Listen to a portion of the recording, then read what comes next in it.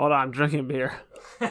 Battle Royales have taken over the spotlight of arena-based online competitive multiplayer shooters. In a Battle Royale, you are dropped into a single map with upwards to 150 players. You must gather supplies, manage inventory, get in the best position possible. The playing area continues to shrink and kill those not smart enough to get into the playing area in time. As players left alive start to dwindle, playable zones shrinking, and continuous gunfire going off, will you or your team be the last one standing?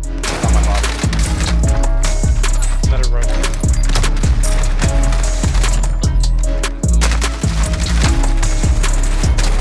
In this video, we're going to be working on what made the beginning of Warzone so great, then did it or is it so bad? You will see where I'm going with this as we go through the video. Free-to-play has become more or less the modern day platform in a Battle Royale genre. This rings true after Call of Duty's first attempt of a Battle Royale called Blackout. It was on Black Ops 4, developed by Treyarch, and published by Activision. Did not have a campaign, and they still had the audacity to sell this recycled game for $60, not to mention the $100 deluxe edition. Going with the theme of games today, less equals more money.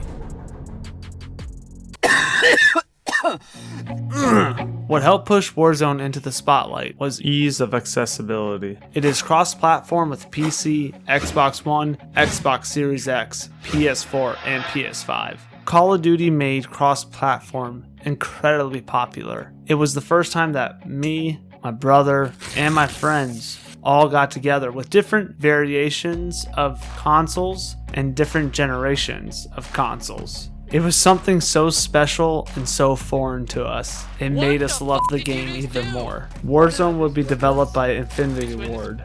You know, the good part. And Raven.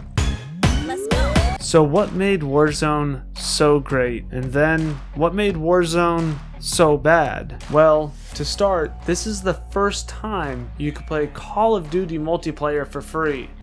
What? But everyone would pay a price.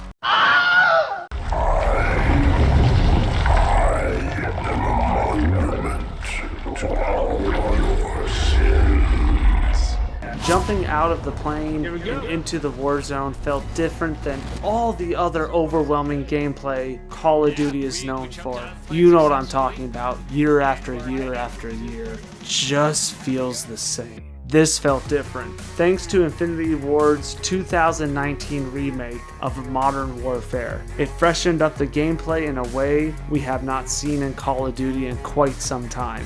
Call of Duty games were getting frustrating to play, with advanced movement from whatever this was, and dying off spawn.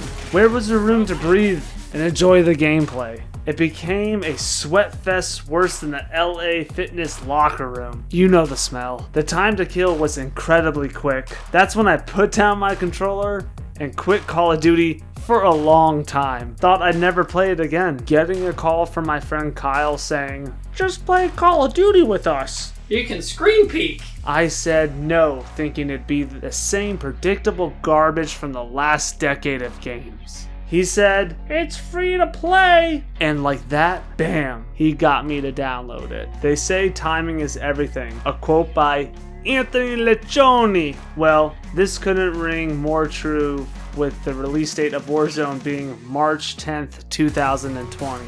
Why is that date important? COVID-19 lockdown started in the USA on March 15th, 2020. Then the stimulus checks rolled in. This equals the best recipe.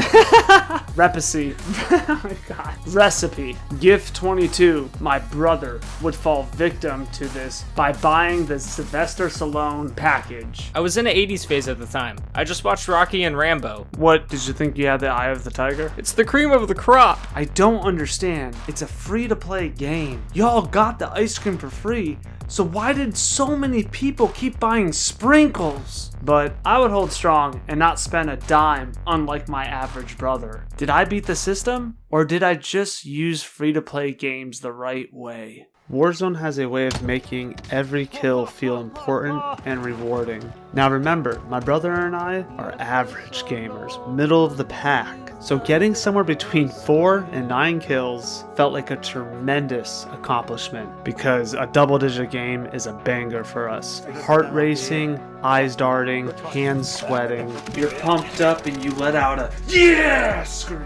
Fatty's got your back. Mark him for Fatty. There it is. That's how you do it. Stay calm. Stay calm. We did that! Yeah.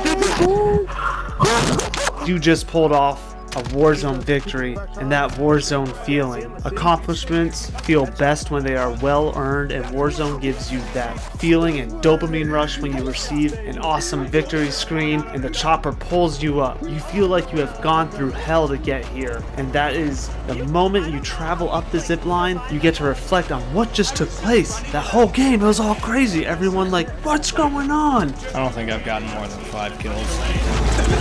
2 dubs, 1 night. Let's go, guys. So, what made the gameplay so great? During gameplay, one teammate said to me, "Hey, do you need plates?" I thought to myself, what are those?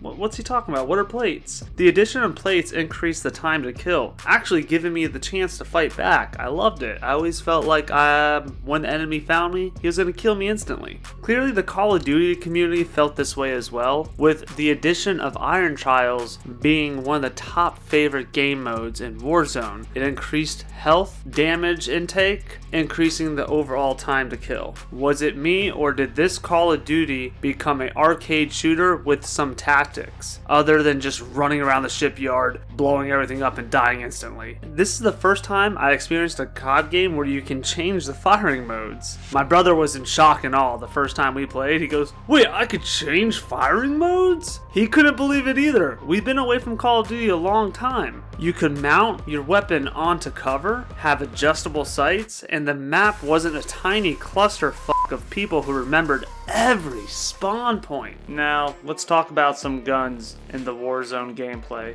Warzone is at its absolute best when every gun has a role to play. Doesn't have to be the best gun, but just has to be usable. That's when it's at its best. The weapon categories are assault rifles, best used for engaging enemies in the mid-range. Attachments could be added to extend or shorten the distance of the effective damage range, depending on how you want the build to suit you. Next, we got SMGs. SMGs are mainly used for fighting in close quarters and tight spaces, making up for the relatively low range with a high fire rate in order to quickly take out targets. Attachments can be used to increase mobility, slight extended range, and increase that sweet hitbox fire. You MP5 rose skins know exactly what I'm talking about. Busting my ankles around corners. Shotguns are useful in close quarter combat. Their shots travel in a spread, guaranteeing that most of the shots land on your enemy with huge amounts of damage. You can also use the fun slug rounds, the fun exploding rounds out of the Jak-12, or if you just want to get the big Jak-12 drum and just spray and pray. Attachments can be used to tighten up the hitbox, increase ammo capacity, and as I said before, some fun alternative rounds. Do you like to hold down the trigger and not let go? Then LMGs are going to be your best friend to sustain that fire rate. Thanks to their large magazines, attachments can be used to reload faster, extend your range, and help your movement speed. You know, you kind of are either going to play into the weapon's best attributes or try to get it a little more honed into where you're comfortable at. Have you ever gotten a team and just all ran LMGs? The sound is hilarious to hear a whole squad just shooting LMGs at one vehicle. Next up, we have marksman rifles, a low fire rate weapon due to their semi or burst mode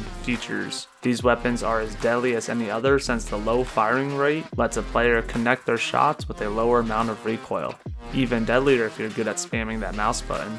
Sniper rifles are scoped weapons which allow you to scout out further distances ahead and land some headshots. Their scope nature you would think would not make them ideal for close quarter engagements, but my gameplay is average and a lot of people are good at quick scoping within 3 meters. Attachments can be used to increase bullet velocity, helping effective damage range and lessening the amount of lead you may need on a running target. Launchers are exceptionally strong weapons that can be used to take out vehicles and groups groups of enemies. Melee weapons will require you to get as close as you can to the enemy that you are trying to hit due to their very short range. And yeah, it's including the riot shield to block some bullets. I'm guilty, I've used it. It's helped me survive a lot longer than I should have. All I was support. I didn't do anything but get shot at. But that was perfect. Yeah.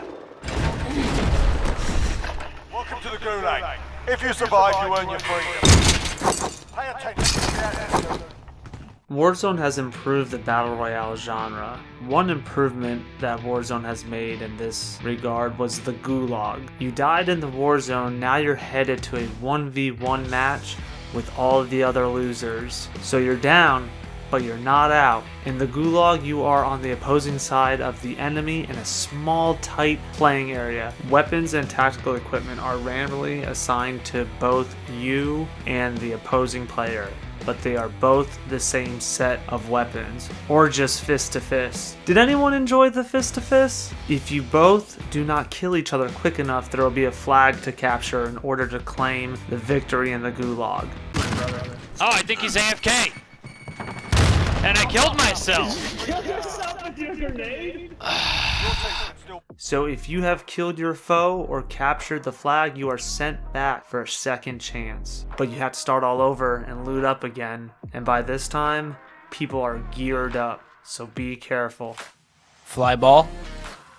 Caught. What's up, everybody? Gift22 here. That was part 1 of what made Warzone so great and so bad. And in part 2, we're going to get into the bad, because dear God, is there so much of it in a Call of Duty title. And Cigar City wrote the script and did all the research on that video, and he's excited to talk crap about some rose skins in part 2. Peace.